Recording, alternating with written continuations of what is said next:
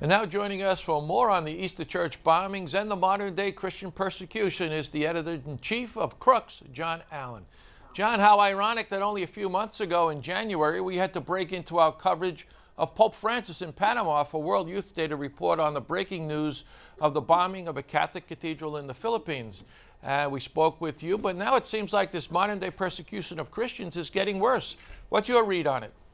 Inarguably, the persecution of Christians is bad and getting worse. And statistically speaking, Christians are the most persecuted religious community on the planet, in part because Christianity is the largest religion on the planet, about 2.3 billion people, two-thirds of whom today live in the developing world. They live outside the West. They're often in some pretty rough neighborhoods.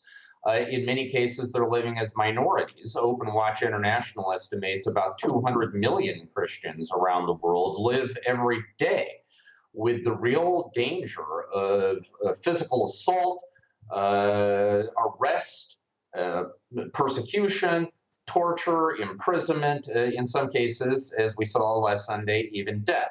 It is simply a reality of our time. And the uglier and even sadder reality is that often these incidents do fall on the holiest days of the Christian calendar, particularly Christmas and Easter, because those are days when churches are especially full, and from the point of view of warped terrorist logic, they are especially ripe targets.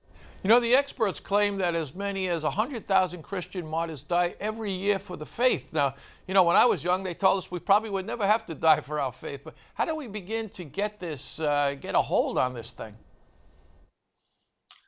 One of the problems in terms of trying to tell the story of anti-Christian persecution around the world is that here in the developed West, in the United States, for instance, there are limits on religious freedom, worrying limits that we have to deal with, but we don't experience anything like the kind of threats to life and limb that Christians in other parts of the world do. I mean, I grew up in rural Western Kansas in the 70s and 80s.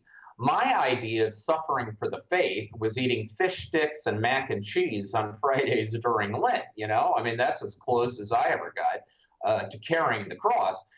But the reality of today's world is much different. Anti-Christian persecution is the greatest human rights scourge of our time. It's also the least told story of our time.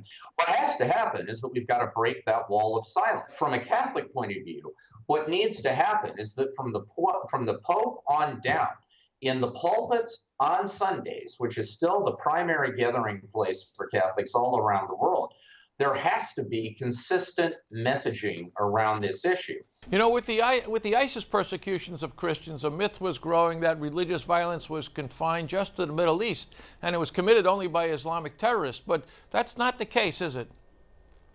No. Now, the example of Sri Lanka is still unclear. There has been no claim of responsibility. Many experts are saying it has the hallmarks of organized Islamic extremism.